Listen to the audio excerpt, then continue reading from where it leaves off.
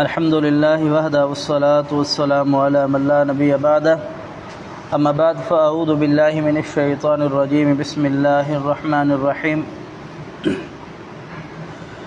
وجعلوا لله شركاء الجن وخلقهم وخرقوا له بنين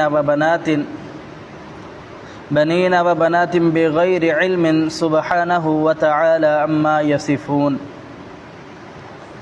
وجعلوا اور انہوں نے بنا لیا للہ اللہ رب العالمین کے ساتھ شرکاء الجن جنوں کو شریک وخلقہم اور حالانکہ اس نے انہیں پیدا کیا ہے وخرقوا لہ اور وہ اس کو تلاش کرتے ہیں اس کے لیے تلاش کرتے ہیں بنین و بنات بیٹے اور بیٹیاں بغیر علم جہالت میں آ کر کے بغیر علم کے سبحانہ وہ ذات پاک ہے ان چیزوں سے وتعالی اور بہت بلند ہے عما یصفون ان سے جو وہ یہ بیان کرتے ہیں۔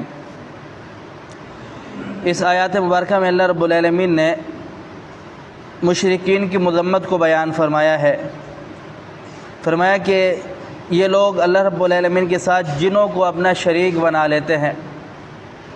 اب بندہ کہے کہ یار یہ لوگ تو بتوں کی پوجا کرتے ہیں، جنوں کو کیسے اپنا شریک بناتے؟ جنوں کی تو یہ عبادت نہیں کرتے تھے۔ تو مفسرین نے اس کی جو وضاحت کی ہے وہ یہ لکھی ہے کہ یہ لوگ جو جنوں کی عبادت کرتے تھے وہ ایسے کرتے تھے کہ اللہ رب العالمین نے ایک مکمل نظام شریعت اتار کر کے بھیجی اور حکم دیا کہ اس پر عمل کرو۔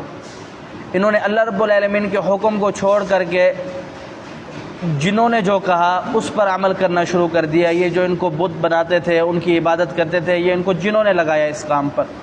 گویا کہ یہ اللہ کے حکم کو نہیں مان رہے، جنوں کے حکم کو مان رہے ہیں، تو اللہ رب العالمین کے ساتھ انہوں نے جنوں کو شریک کر دیا۔ اس طریقے انہوں نے جنوں کی عبادت کی۔ آگے رب تعالیٰ فرماتے ہیں کہ اپنا ایک احسان جتلوایا وخلقہم، حالانکہ اس ذات نے انہیں پیدا کیا۔ دنیا کے اندر کوئی اگر کسی کے اوپر احسان کر دے تو احسان کا بدلہ احسان ہوتا ہے۔ تو اگر کوئی وہ اونچ نیچ ہو بھی جائے تو بندہ کہتا ہے کہ یار اس نے میرے ساتھ کبھی فلاں جگہ احسان کیا تھا۔ اس سے بڑا کون سا احسان ہو سکتا ہے کہ اللہ رب العالمین نے تمہیں ایک زندگی دی، ایک مکمل نظام حیات دیا، تو پھر تم اس رب کے ساتھ کسی اور کو شریک کرتے ہو تو اللہ رب العالمین کو کس انداز سے غصہ آتا ہوگا۔ جناب ابو ہریرہ رضی اللہ تعالی عنہ بیان فرماتے ہیں کہ رسول اکرم صلی اللہ علیہ وسلم نے فرمایا، اللہ فرماتا ہے کہ ابن آدم علیہ السلام کی اولاد جو ہے وہ مجھے گالی دیتی ہے۔ صحابہ کرام نے عرض کیا یا رسول اللہ کون سا ایسا بدبخت ہوگا جو اللہ رب العالمین کو گالی دے گا؟ تو جناب رسول اکرم صلی اللہ علیہ وسلم نے فرمایا، اللہ کہتا ہے کہ اللہ رب العالمین کے لیے بیٹے اور بیٹیاں بنانا جو کہ مناسب بات نہیں ہے، یہ اللہ کو گالی دینے کے مترادف ہے۔ اللہ رب العالمین قرآن پاک کے اندر ارشاد فرماتا ہے قل هو اللہ احد اللہ الصمد لم یلد ولم یولد ولم یکن له کفوا احد۔ اللہ زوال ذات ہے، بکمال ذات ہے، اس کا ہمسر ثانی کوئی ہے ہی نہیں، نہ اس نے کسی کو جنا ہے نہ اس سے کوئی جنا گیا ہے۔ تو اس صورت کی بڑی فضیلت ہے، فرمایا کہ یہ ایک صورت 10 پاروں کے مطابق ہے، پڑھا جائے اجر ملتا ہے۔ اگر اس کو 3 مرتبہ پڑھ لیا جائے تو سمجھو کہ آپ نے پورا قرآن پڑھا ہے۔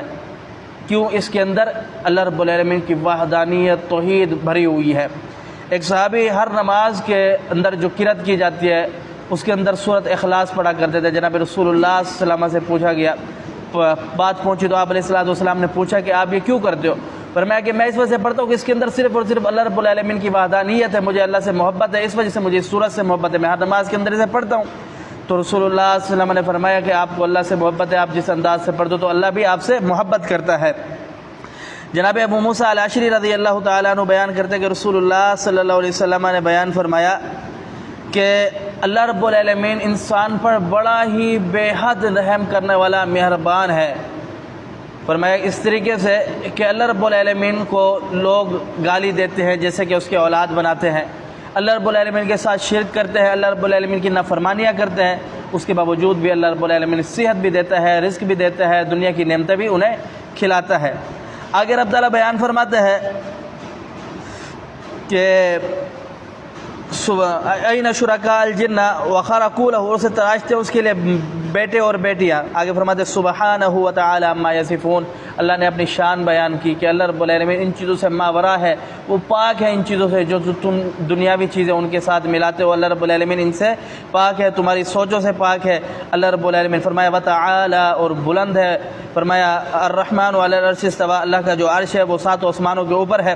فرمایا کہ اما یصفون، یہ جو بیان کرتے ہیں یعنی یہ جو باتیں کرتے ہیں یہ سراسر غلط ہیں، یہ ان کے وہم ہے، یہ اپنے لیے عذاب اور وبال پیدا کر رہے ہیں، یہ اپنی آخرت پر بات کر رہے ہیں. اللہ فرماتا ہے کہ ان اللہ لا یغفر ان یشرک بہ ویغفر ما دون ذلک لمن یشاء، اللہ چاہے جسے معاف کر دے سوائے مشرک ہے، مشرک کو ہرگز معاف نہیں کرے گا. تو اللہ رب العالمین نے یہاں پر شرک کی مذمت کو بیان فرمایا اور مشرکین کی مذمت کو بیان فرمایا. اللہ سمجھنے عمل کی توفیق دے. قول قولی ھذا استغفر اللہ لی ولکم ولسائر المسلمین.